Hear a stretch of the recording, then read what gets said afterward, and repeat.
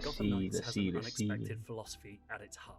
While it might be a game about 4 superheroes trying to fill the void left by a murdered Batman, the developers don't want you to feel like you're creating 4 successors. They want you to find a favorite and turn them into a single new Dark Knight. We always understood that there had to be a sense by the end of the story and by the end of your kind of investment in the hero that you have in some way transcended the obvious potential of this character in order to become a symbol. This is someone who I believe can fill the vacuum Batman has left behind. So that's such an essential aspect of the fantasy that we felt like there needed to be a moment where that was reflected in the ability tree, where it was reflected in the kind of RPG foundations of the game. With that overall philosophy in mind, a game mechanic that has you constantly changing and experimenting with new techniques feels apt. Gotham Knights offers a lot of options in that regard, from superhero suits to ability-changing gear, but it doesn't make that idea clearer than in its skill trees.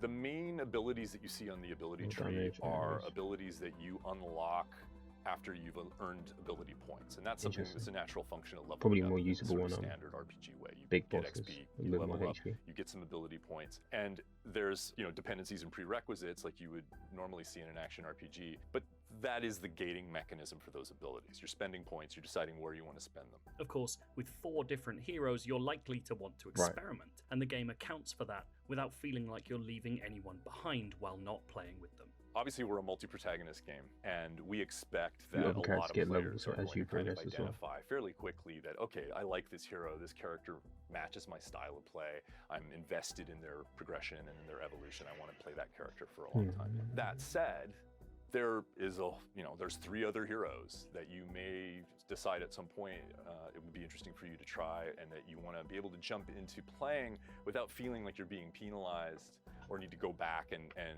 redo a whole bunch of work in order to kind of get them advanced. So then what happens is, if you decide to switch characters, basically you now have a kind of surplus of ability points that you can go into the menu and spend.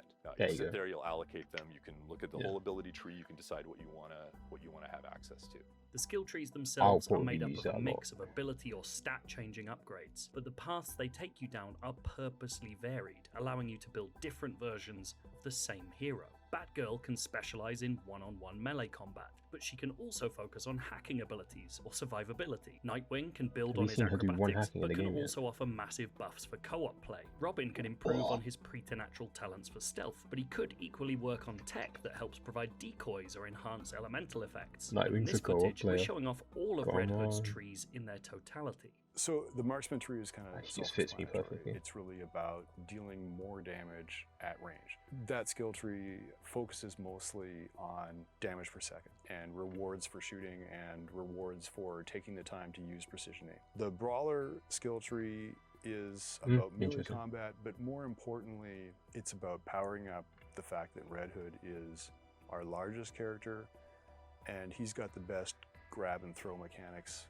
I'm 100% That's sure. a really, sort of brutal hand-to-hand Most people want to use marksman. Skill tree. So if you're into that style of play, it's a great place to invest early. Seems a lot more sluggish.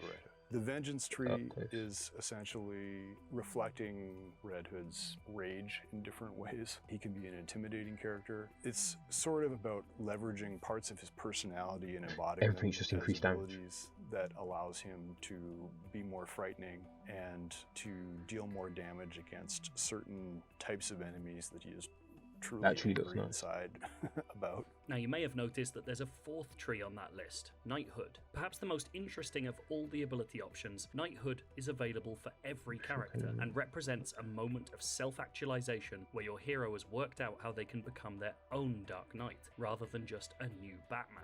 Knighthood will begin to unlock after a specific point in the story, but every character will have to complete a set of unique challenges to begin earning. If we discover Batman's unlocking the Knighthood gives you a couple of things. It unlocks the hero traversal for that hero. So if you're Batgirl, suddenly you can glide. It unlocks your ultimate ability for Batgirl, that's the drone, and it unlocks the Knighthood ability tree, where you can start to add additional, very powerful mechanics to your hero that are Or otherwise it'll be after not getting available beat by to the you core until battles that point in the once. story. Once you've unlocked knighthood for one character, you don't need to go and do the story beat again for the other heroes in order to gain access to that progression, but you'll need to go out and do the challenges for that hero that are associated with these additional abilities. Knighthood is a truly interesting combination of narrative and mechanic, a way of using traditional So they still RPG make you ideas work for to it. help tell the story of Gotham Knights' budding heroes. So literally, there is a moment where it's possible for you to kind of have this epiphany with your character, right? It can be the moment that Robin suddenly, he's like staring at the Batman shrine in the Belfry, and he's like looking at the gauntlet, thinking about the technology and how Batman used it, because he's like the most recent member of that team, and Robin's thinking to himself, wait a minute, Batman wasn't just what was in the Batcave or just what he had on his person. It was also his relationship and his connection to the bigger universe of these superheroes, right? The Justice League satellite. So that's kind of the moment where he goes, wait, I can tap into that. I can absolutely tap into that. And if I use it this way, it's going to open up a set of abilities and some ways of fighting crime. And so that I never first see Batman moment do that, so is what he already opens become up his own traversal, hero where he for goes, that. I can do short-range teleportation. So, these are the kinds of sort of thematic links that we've tried to create with the Knighthood branch. And alongside all of these skill trees is another menu of unlockables, momentum abilities. These amount to special attacks that can be assigned to specific button combos. Many of the momentum abilities tie into the skill trees, but they're earned differently.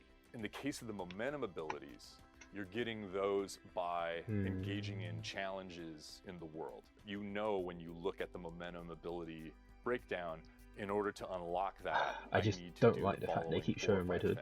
The most Because the more I see, the more I'm synergy like, between abilities in different trees he's actually cool, happens but between the momentum abilities tab and the rest of the trees. For example, 'Cause obviously he's more Batgirl's range. Beatdown is a momentum ability, but can be powered up by other abilities in the her cosmic tree siren that in this allow game her are to fire.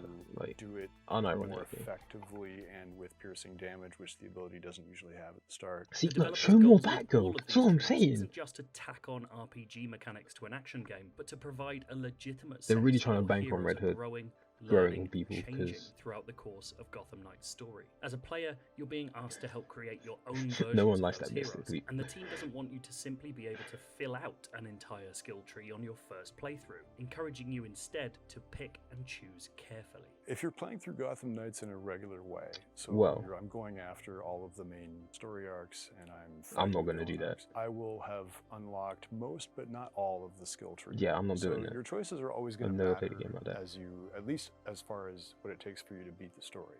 I think players will Because then and you probably miss out on should most of the mix game and match kind of to thing. get the For me best out personally, of the I'd rather abilities in experience Gotham as Knights. much as We I know can. that players will choose ability clusters as we've arranged them in the trees because they are excited about an individual ability. See, now but the there is game a would lot be of synergy good if between you could trees, play as and 2 also Red you Hoods, kind of have to 2 experiment to Nightwings. find out what you really like. So I do expect that players will mix and match quite a lot.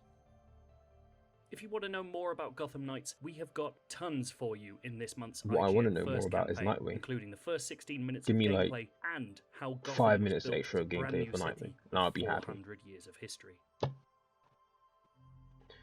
I think the game will be good though, so here we are.